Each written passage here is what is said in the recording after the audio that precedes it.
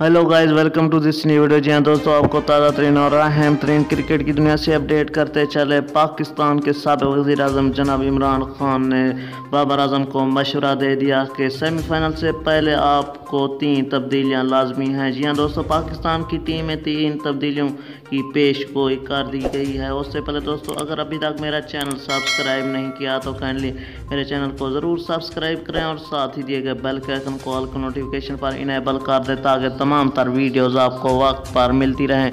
जी हाँ दोस्तों, इस वीडियो की तफसील से जाने से पहले आपसे गुजारिश है कि अपनी राय कमेंट सेक्शन में ज़रूर दें। जी हाँ दोस्तों, आपको अपडेट से आगाह करते चलें कि इमरान खान ने कप्तान बाबर आजम और चीफ सेलेक्टर को ये हुक्म सादर फरमाया है कि सबसे पहले सेमीफाइनल में जाने से पहले आप लोगों ने टीम में 3 तब्दीलियां नागुज़ीर हैं। जी हाँ दोस्तों, ये तब्दीलियां कौन सी हैं अभी तक सामने नहीं आ सकी। जी हाँ दोस्तों, उम्मीद करते हैं कि ये वीडियो भी आपको पसंद आएगी। मुझे दीजिए इजाज़त, मिलते हैं नई वीडियो के साथ। Thanks for watching.